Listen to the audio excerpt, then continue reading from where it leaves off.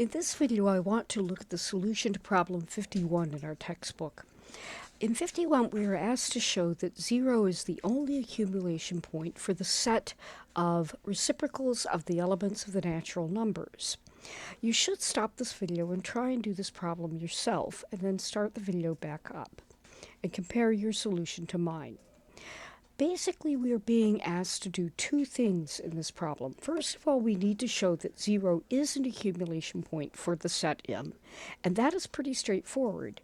And then we need to also show that 0 is the only accumulation point. In other words, that no other real number is an accumulation point for set M. And that is a separate proof.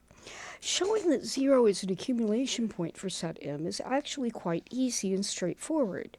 Showing that no other number is an accumulation point is a little bit more subtle, and we'll get to that after we show that 0 is an accumulation point. So to get started, I want to show that 0 is an accumulation point for the set M, which is the set of reciprocals of the natural numbers. Now, to get started, what I want to do is I basically want to think in terms of what's basically going on here. And so let's just draw a number line with what the situation actually looks like.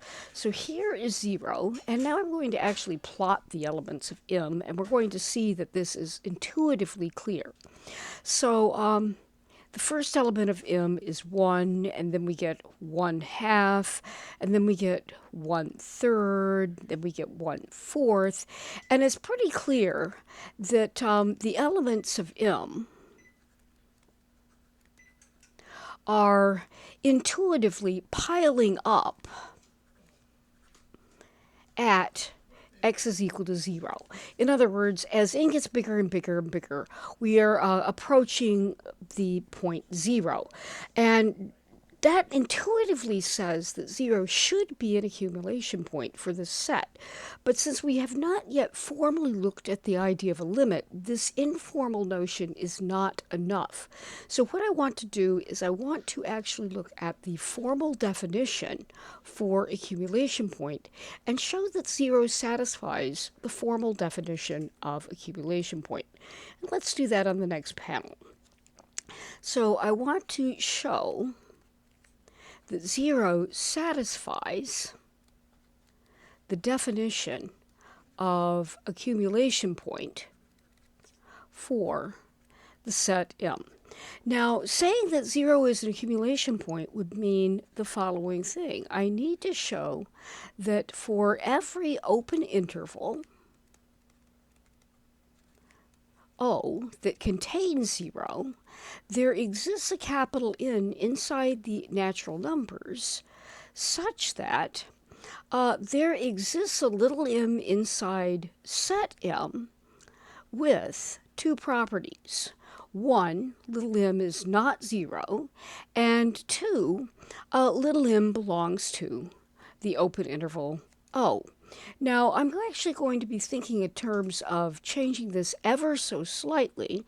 So let's look at a number line, and we're going to see that we can quantify this in a slightly better way.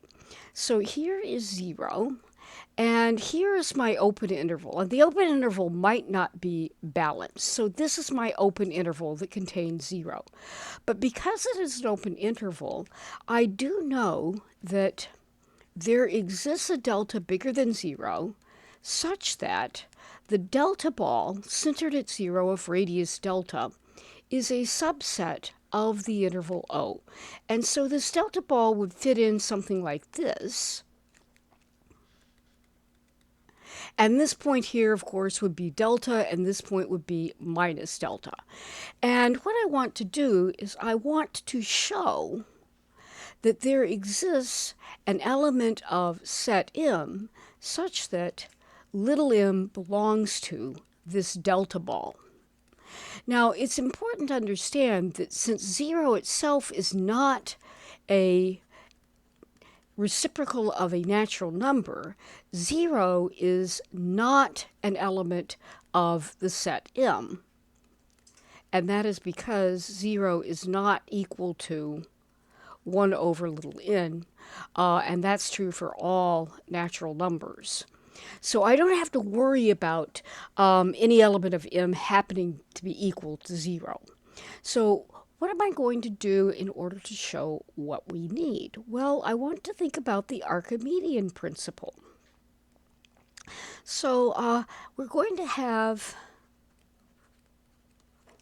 a delta being given to us. So given a delta bigger than 0, what I want to do is I want to note that 1 over delta is also bigger than 0. And the Archimedean principle, and let me write that just a little bit better. The Archimedean principle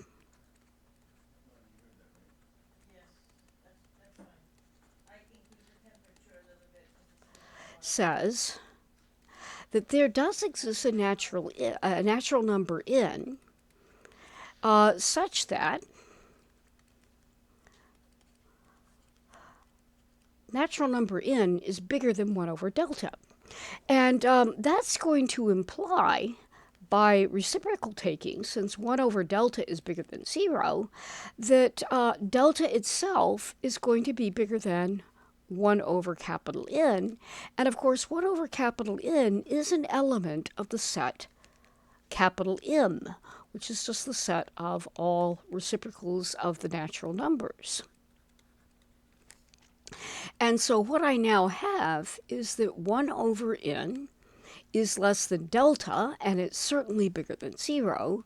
So that implies that 1 over n is inside my delta ball centered at 0 of radius delta, and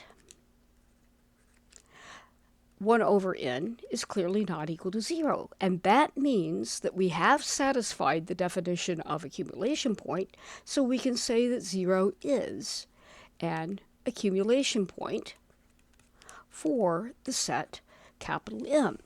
We will look at the second part of this problem in the next video.